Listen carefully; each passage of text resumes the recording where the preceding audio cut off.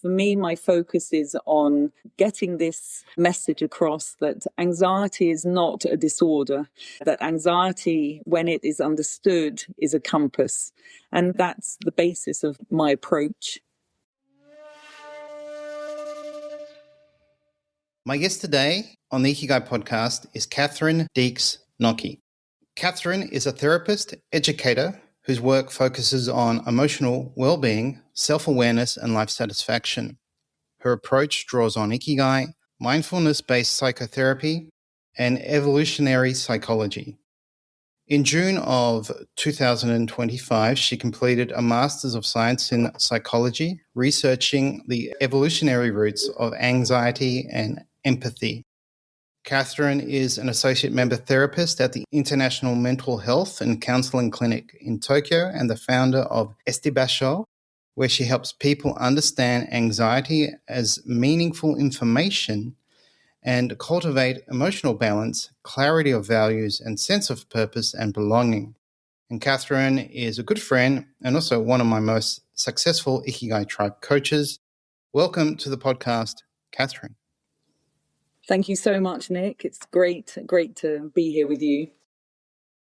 As always, we caught up in November and only for one day, but had a lot of fun with your friend and always have good times when we catch up. Now, you completed my Ikigai coach certification in May last year, along with June Cascio, who was a guest on this podcast, episode 101, and we talked about Ikigai and loss. Since then, you have achieved quite a lot, a master's degree, a promotion, and had great success integrating Ikigai into your role as therapist. So I think 2025 was a really good year for you. It was a really good year. It was really a meaningful year with plenty of Ikigai sources, especially being here in Japan, meeting up or reconnecting with old friends, personal growth, development, my job and my family, which are my main roles, which give me a real sense of Ikigai can. Yes. When did you move to Tokyo? I mean, fairly recently, like a year and a half ago? Yeah, we moved here in August 2024. We moved from Hong Kong, where we had been also, we'd been there for 4 years, and we moved here with my husband for his job and with some of our children. And how has the lifestyle been for you? The lifestyle is this lifestyle of being able to walk mindfully in the streets, being able to have respect for personal space, everything that Japan offers in that respect where, well, this respect for boundaries, respect for people, for values, for customs, traditions. Yeah, it's really a wonderful place for us to live and to really practice. I think what is very important to me and to my family and to the work that I do. Yeah, it is a good environment. It slows you down, gives you more awareness. And of course, there's all the wonderful food and culture to explore. So I can't wait to get back. And I can't wait to have you back, Nick. Oh, great. Thank you. You're a very good host. And so you're amazing family. And I can't wait to have another meal. So I look forward to that. So as I mentioned, last year in June, you completed your degree of Master of Science in Psychology with your research dissertation, for which you were awarded a distinction titled The Impact of Anxiety on Cognitive and Affective Empathy in Undergraduate Students, an Evolutionary Psychology Perspective. And this was a quantitative study that examined the relationship between anxiety and two types of empathy, cognitive empathy and affective empathy. I think it would be helpful to first define anxiety and these two types of empathy. Okay, so anxiety and empathy are adaptive evolutionary traits. So they're something that we have had since the very beginning. So they're very important in our evolutionary history and in order to help us to adapt and to survive and thrive. And so anxiety helps us to survive. In evolutionary terms, I mean, for it made us aware of our predator. So when we were in a state of threat, we were able to go into that reaction mode. So the fight, flight, freeze. And now we have a new one, fawn, in the contemporary world. So anxiety was very much about helping us to survive, whereas empathy is for, and both types of empathy, affective and cognitive. Empathy is for social cohesion, cooperative caregiving, reduced intra-group aggression, and it was there to help us to thrive. And in terms of so they were defense mechanisms, which we have our built-in defense mechanism, which protects us, which is our nervous system. And anxiety is what activates the sympathetic nervous system, and the empathy is what activates our parasympathetic. So just anxiety is when you are in a state of threat, and empathy is when you are in your state of rest and recover. There you go. So they help us survive, even though anxiety is often very unpleasant and stressful. And I've shared with you, I used to be quite anxious and had this tendency to worry, to the point where I used to worry about worrying, which wasn't very healthy. And I was missing that utori, which we both love that concept as well, that I guess a sub-theory of Ikigai. But what originally drew you to explore the relationship between anxiety and empathy? So it was when I was doing my research when I was studying for my master's, and I had the two modules which I was really enjoying. One was neuroscience and one was lifespan development. And in the neuroscience, I'm not at all a scientist, but it was just really started resonating with me about the nervous system. And I started to become more and more interested in that and about the way that it works, and also the fact that different traits that we have are related to the regulation of that nervous system. So then also the fact that we have anxiety is everywhere. Everybody has anxiety. And then I wanted to understand a little bit more about why anxiety is actually always considered a disorder. And when you think about even just the word anxiety, it comes from, there's a Greek meaning, which is, it comes from choking or constriction. And so even the word anxiety focuses on the physical symptoms, but not on the emotions, not on the feelings, and not on the root of that anxiety. So then I also, whenever I went into a place, not being religious in any way, but a bit spiritual, whenever I went into a temple or even a church or a place of calm, I always felt this calm come over me. And so then I also started becoming more interested in how I could get into that sort of mindful state and into a state of calmness and tranquility. So that's how it sort of all started. Nice. And I remember you would tell me anxiety is or can be your friend. And a key takeaway from your paper, from your dissertation, is that rather than viewing anxiety purely as a disorder that you just mentioned, it can be understood as meaningful information that can be regulated rather than suppressed. So do you want to expand on that?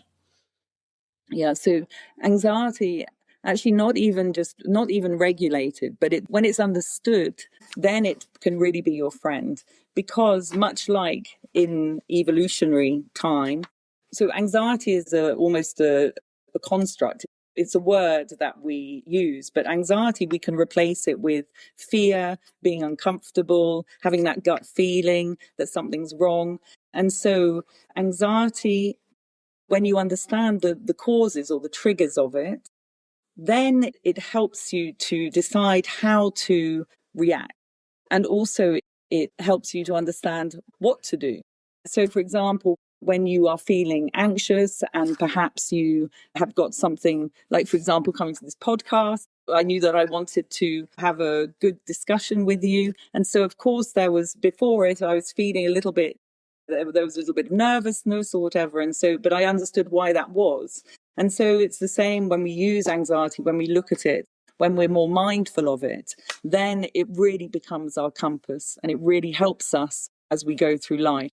Also, anxiety used to be for predators, so to tell us that there was a predator, and so that we could either fight or flee. So obviously predators are not the same as what they used to be. And this is nowadays, the predator is more about coming from a conflict, perhaps with our values, or a conflict with what we really believe. And so it makes us, so the predator can also help us to realize when our authentic self is actually being threatened.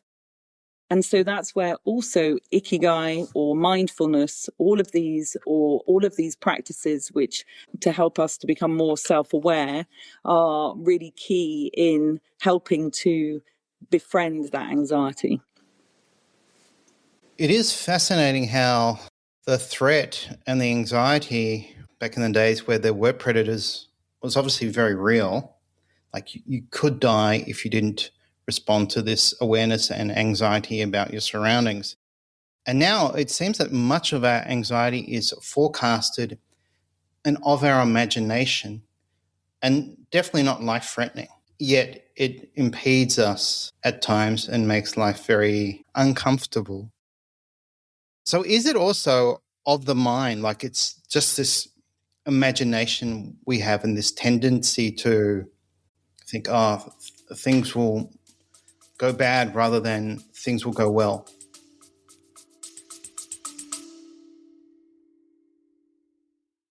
Hey, it's Nick here.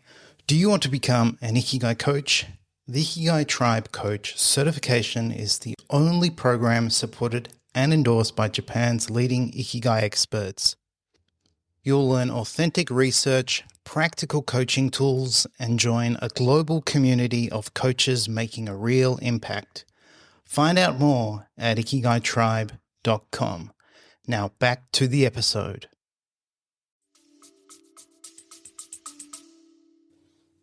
I think because anxiety is, we are in the state of threat when we are feeling anxious. And so our reaction is often connected to past experiences or past triggers and thoughts, which when we were younger, in order to fit in, for example, we would have certain habits to help us to fit in or to be part of the social group. So when that was something successful and we were made to feel the way, for example, that we were responding or reacting to a situation that was putting us into a state of threat or into a state of anxiety, then our defense would be intact. Then it becomes sort of like a belief. And so we would subconsciously think that, okay, that works, that protects me. And so often the way that we react when we're in a state of anxiety is connected to those past triggers, but it's not necessarily the real feeling that we are experiencing in the present. So that's why often it seems that there's often this disconnect, and it's not by not understanding anxiety and by not understanding the triggers of it and by not befriending it, then we are unable to evolve and we're unable to adapt to then continue to thrive. I see, yes. It's interesting we have triggers, and if we're aware of these triggers, I guess then we can respond appropriately. And so it highlights the importance of being aware, like, oh, I'm triggered, I'm worried, but is the threat really there? Or is this learned behavior or a false belief? So how much would you say awareness matters to understanding or regulating your anxiety?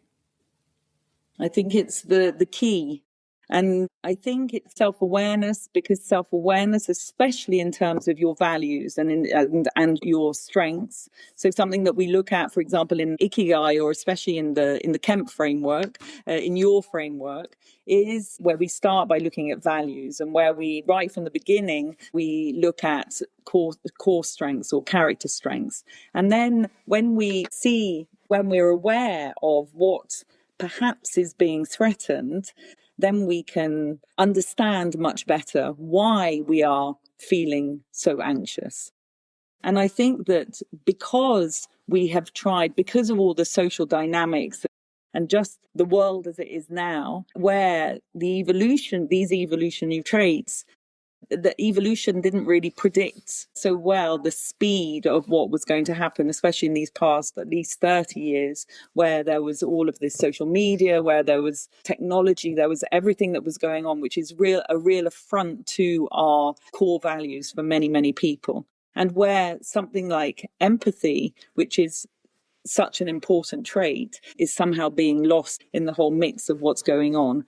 And so going back to being self-aware, so awareness of values, and also awareness and being kind, self-kindness, self-compassion, all of these things, which when we also talk about that within the context of the Kemp framework, and thinking about also self, starting with self, and until you're authentic in yourself, it's very difficult to have authentic relationships with others. Well, there you go. So you're doing a good job promoting my framework, so I should thank you for that. But yeah, values, awareness, kindness, identity, role, all these things obviously help us live and thrive, but I guess they also help us understand and process anxiety. And so your study was obviously intended to see, is there a connection between anxiety and empathy? And actually, there was no strong link revealed. So did that surprise you?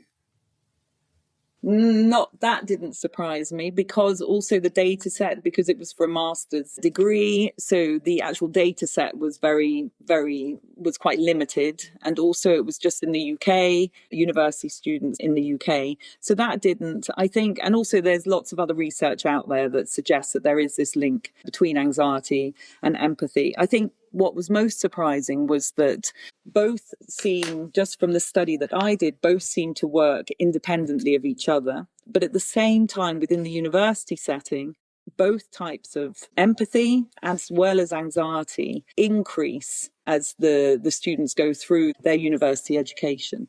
So, which was really interesting for me, because at one point I was hypothesizing that perhaps at least the anxiety would decrease, because at the beginning, where students have to they're getting used to lots of new things in the university setting, and so once they're settled, but then as they go through, then there's obviously lots of other things which are going on, so passing exams, looking for jobs for the future, all of this sort of thing. So then it's normal, probably, that the anxiety does increase, but also the fact that the empathy increases. And whether that's also to do with the university setting being one where social cohesion is very important.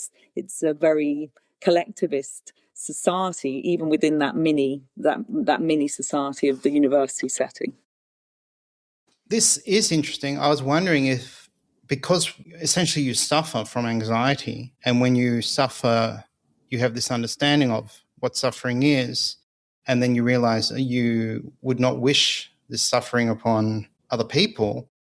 Does that then make you realize, consciously, subconsciously, to have empathy? So the more suffering or more anxiety you experience, the more compassionate or caring or kind, or the more empathy you can hold for others? I mean, I think even without doing any research, but just in our experience, not our experience of life, that often you can see that people who have perhaps higher anxiety, because because maybe the feeling, the emotion, that this awareness then allows them also to be more empathic. But that's just from that's not at all scientific based. That's just from my experience also of life, working with people, even in an education setting, even when I was teaching before I then became a therapist. So I think, again, just because these are traits which are part of our system. And so it's quite clear and logical when you think of it within the nervous system. So it's anxiety is to help you survive. That fear is to help you to survive. And then the empathy is to help you to thrive. And so even without the connection, between the two just by looking at the role of the sympathetic and parasympathetic nervous system. Then we can understand it as being traits which are necessary for all of us to be able to adapt, to grow, to change, to have flexibility and resilience. Yeah, I would say I agree. That's been my lived experience too. The people in my network who've have suffered the most or had more loss seem to be more understanding and empathic. So that's obviously maybe one of the positives from suffering and having anxiety. You become more caring and understanding. So it's all very interesting, but something interesting and exciting is that you were recently promoted to associate member and therapist at Tokyo International Mental Health and Counselling. So congratulations on that. Would you like to talk about your role there and the work that you do? So my role is I have my clients online. We have a platform online, and it's really about, for me, my focus is on getting this message across that anxiety is not a disorder, that anxiety, when it is understood, is a compass. And that's the basis of my approach. Using then within that approach, using frameworks like the acceptance and commitment therapy, the self-determination, so using the three psychological needs of relatedness, competence and autonomy, and mindfulness, and of course the Kemp framework, but the Ikigai, Japanese Ikigai as a whole. So it's really about going back to this values based therapy, because once you live a life which is respectful of your values, then you can only be empowered. And then the loss of self-esteem that perhaps you had when you were younger and trying to fit in and trying to do this fourth one of the fight, flight, freeze, which we now know is we see as fawn, which is where you appease or you please people by saying things perhaps that you think you need to say without it really being something that you truly believe, but it's so that you can fit in and avoid conflict. And so many people do that all the time. And so it's normal that they remain in that state of threat or that state of anxiety. And so what I try to do with my clients is really go back to see what their triggers, which often are from that feeling that when they were younger or we're younger, that we get this shame feeling, which is this of being embarrassed or something that happened and that you subconsciously try never to have that feeling again. So, which then becomes this belief, and that moving from that shame state into this healthy guilt state where you can really reason and see whether actually you need to be in a state of threat for a certain reason.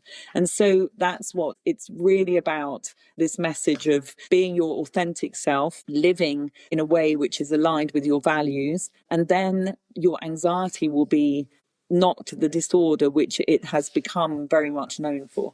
I think that that's really, really key for me, Nick, about that anxiety isn't something that we have to fear. And it's not something, because actually we don't like the state that we get into. So where it manifests, when it becomes out of control or overwhelming, where we become, it manifests as panic attacks or burnout or even anger issues. Because it's everything, it's all the vulnerable emotions that go underneath that create that. And that's what we look at. It's a really empowering journey and an exciting journey. Ken Moggy talks about Oshi, for example, being an idol. And he said at one point, why not, we idolize always other people, why not idolize ourselves? And then be proud of ourselves and have faith in what our values and what our beliefs are. Oh, yeah, I love Ken Moggy's wisdom. So, yeah, oshikatsu, where you generally support your idol, but to do it to yourself makes sense. But I guess we have that tendency to think of ourselves last, and we often put others before ourselves. So let's touch more on Ikigai, because you're having great success with it. And so how does it fit in the picture of your therapy sessions, and how are your clients responding to it? So it fits in because right from the beginning, almost the first sessions that we have, it always we start with looking at values. We use often the values in action questionnaire that you also introduced in the Ikigai course. So what basically it's about, we take the framework and it's about this with Ikigai itself. So we start small. It's about that your everybody's own unique journey, the things that bring themselves satisfaction, and without comparing it with or even looking at what anybody else or the expectations of society or other people. And so it's a journey of self-discovery, of self-awareness, so that beginning with values and then looking at roles and relationships, that's a really important within the framework anyway, but also within this, looking at also ibasho, so looking at especially in terms of change, because everything, all of this again goes back all the way back to our evolutionary process. And I think one of the errors that we make, or something that we don't do enough, is respect that evolutionary process. So I think that what the Ikigai framework really helps us to do is to respect that process and respect the need to also adapt as you go through the lifespan by being your authentic self. That is a core aspect of Ibasho, this idea that you can be authentic anytime, anywhere. That's like the definition of personal Ibasho. So we've talked about physical Ibasho, a place where you can be comfortable and safe. There's psychological, there's social. Social often generates psychological. There can be private, where you have yutori or solitude, where you want to be alone. But personally, Bash, was this idea that, you can be authentic. So authenticity matters so much. We have multiple roles, relationships. We want to be authentic in those. And even for those roles, our kind of authenticity might have a different shade or color, but we're still being ourselves in the context of that role.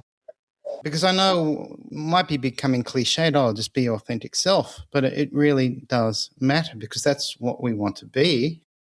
And I guess imposter syndrome or anxiety prevents us from being authentic. And I think that that's really true. And I think that that's the predator for me in my approach. When you can't be your authentic self, that's why you get into that state of anxiety. Because that's now we don't have a predator, a physical predator, which is necessarily coming out, which we have to react to. But we do, the predator is very much that. It's about stopping us from being our authentic self. And so that, again, that goes right back. It's very, very deep. It goes back to the reason why then you need to be aware of what is the authentic self, because society can be, and the norms and the rules and the regulations, it can be really quite harsh on all of us, but especially when we're younger, even trying to fit in, even as parents trying to help our children fit into the society, often we neglect to really know who our children are, the real authentic child, because we're trying so desperately to get them to fit in. So it starts quite young, actually, that we set them on this course of not being their authentic selves. So then being in this constant state of fear without realizing it. And so that's why this process of beginning to understand who your authentic self is that's why it's so empowering, because once you know it, then you can live that value aligned life. Well, I think we'll touch on this later, but I think you and your husband, Tom, have done a wonderful job raising your 6 children. Thank you. They're very well adjusted and they're thriving and very talkative and friendly, intelligent. So, you have a wonderful family.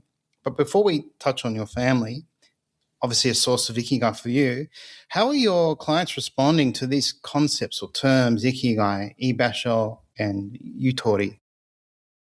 So at the beginning, because most of my clients are international. I have a few who are Japanese that have come back to Japan.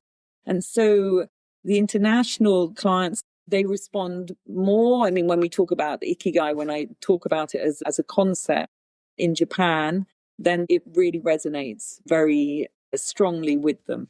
So especially as a concept or as a philosophy, which is about looking for small or starting small, or these things which do not necessarily have any financial success, to show that you can get this Ikigai. So I think that it also, in that respect, it allows people to be their authentic selves, and it allows them to really see what there is just around them in nature that is free, that can give them that feeling of Ikigai can. And so for some people, then they will let me know that, for example, going on a bike ride, or walking their dog, or going on a mindful walk, or even just being at home in a space that they've created for themselves, which is where they feel safe.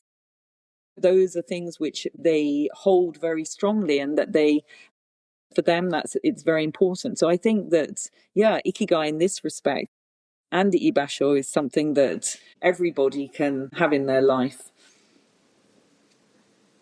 It's such a refreshing lens on how to look at life and purpose. And it's not driven by success or money. It's driven by meaning and what resonates with you. And it sort of unburdens you with all these things about life we're told matters. How you look, how much money you have, how much status you hold. And you begin to think, I can really enjoy life from these smaller things.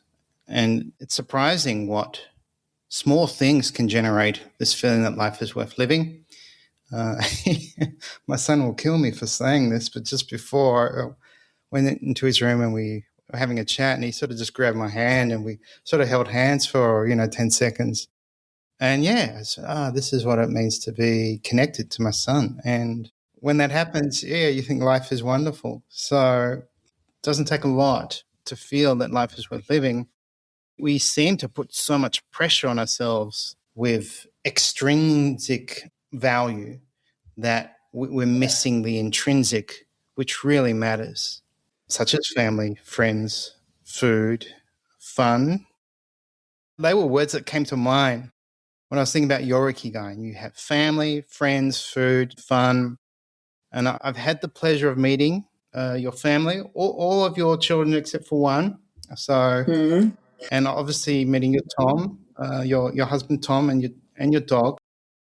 And in the acknowledgements of your dissertation, you wrote to Tom, who makes everything possible as we navigate love, life, work, and parenting according to our shared values. I've met Tom. He's charming, very gregarious, and you've raised these 6 wonderful children while living in multiple countries. So do you want to touch on these shared values and how you have brought up 6 children who are so well-adjusted, creative, intelligent, and authentic? Well, thank you for those words. I often wonder about this. I think perhaps one of our most important values which we have is this value of respect, which is what I touched on right at the beginning. The respect for ourselves, for other people, for what we have right in front of us, the nature. And I think that when you have respect for also for other people's personal space, and also kindness, non-judgment, I think that those are the things that we've brought up six third culture kids. And so they don't judge people where they're from, their social position. They just accept. And I think that is something which is really, really important, and which we are missing in a lot of what's going on today. Again, going back to this judgment and lack of respect. And so I think that those are really the key values, I think, as we navigate this life. Well, they certainly shine through in your children. So it's always a joy to have a quick chat with of course they're polite, but it's more than that. They're very authentic and friendly and kind. And I think that comes from you and your husband. And I think you find Ikigai and feel Ikigai in your roles. So mother, wife, friend, therapist, facilitator, educator, teacher. The list could go on and on. Do you want to talk about that? How role is a source of Ikigai for you? Yeah, so for a very long time, my role, well, it still is, but my primary role has been as a mother. And I think for a long time, also in society, that role of a mother is not necessarily really validated by society, because society validates when you go into the workplace, you earn a certain amount of money. And so, but it was something, a role which for me has brought me immense pleasure, joy, sometimes sadness, a lot of anxiety, but which is really a role which I would never change for anything, any amount of money. Also, when I started my career, when I started first as a teacher, I was teaching in Vietnam. And I think it's the same sort of role. It's this role of educator, which I also have. So for my family, it was what I was doing in my workplace, and which I still continue to do now. So I think it's always that the role doesn't really change, because for me it's about helping others is perhaps one role, but also just in this transference of these skills, these emotional intelligence skills. And that's in a way a role which I've carved out for myself. You certainly are an educator, and with that comes that love of learning. And in addition to completing your master's last year, you also completed courses on cultivating emotional balance foundations and positive psychological and transformative practice, and also a few other certifications, so in mindful-based psychotherapy in Hong Kong. So to reference Miyako Kamiya, one of her needs, her Ikigai needs that she uncovered was this desire to change and grow. So I think you love to grow as a person. So where does that come from? I'm not sure where it comes from, but I know that when we were living in Hong Kong, and we had a wonderful setup. It was a wonderful life and with great people.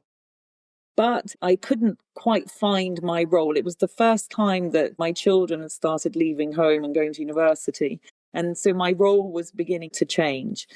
And the values of some of the Hong Kong society was very different from what I was used to or expecting. But at the same time, Hong Kong gave me, for example, I went to study this mindfulness course. And also at that time, I went to Shan Monastery. And that's where I had not an epiphany at all, but it was a place which brought me this incredible sense of peace. And there, there's the institute in the monastery where they're doing a lot of work on kindfulness, mindfulness. And that's where I think that resonated so strongly with me. And I went to a conference there, which was with two wonderful academics, Dr. Emiliana Simon Thomas and Dr. Eve Ekman. And they are very, very well known in their field for compassionate living and research. And so that was where then I really felt this absolute need to learn much more about what they were teaching, and also what the monastery as a whole and the Buddhist philosophy teaches. And that's then what brought me then to looking in when I then arrived in Japan. And that's when I started looking a little bit more at Ikigai and the meaning of Ikigai. And then that's what brought me to learning your framework.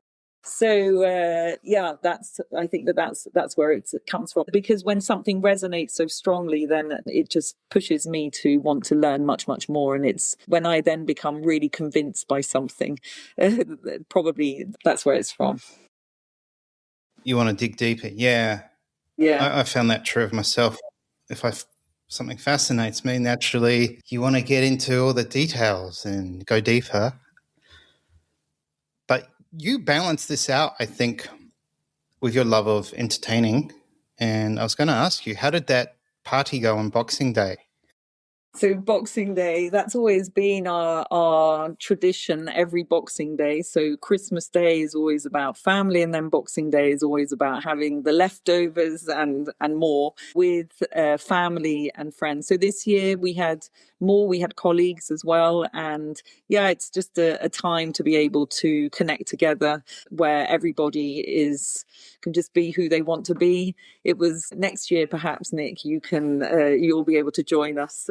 Yeah, it's always a good occasion. I think parties or entertainment, yeah, it's been a big theme of our family life. And especially having 6 children who now are grown up and who are great at the whole entertainment, cooking, helping, all of that. So yeah, it becomes much, much easier actually. Nice. Oh, I look forward to that. Maybe this year or next year. Definitely next year. Should be back in Japan by then. Now, do you want to talk about Esti Basho, your brand, and what that means, and what's planned with that? Okay, so Esti Basho it's a brand which is it's a baby brand. It's very in the early stages. So it's the two words from Estia and Ibasho. And Estia was the goddess, the Greek goddess of the hearth or the home, family, and then Ibasho, so the Japanese for safe place or place of belonging or comfortable place, and so which resonate obviously with me. That yeah, those two, Estia and Ibasho, are very important to me, and so I joined those words together, and it's a community. So I have my Instagram, which is a community where people can exchange or just learning a bit more about what Ikigai or Ibasho means and what it means to befriend anxiety. And hopefully that brand will then go even further, sort of bringing elements from also the things that we do as a family.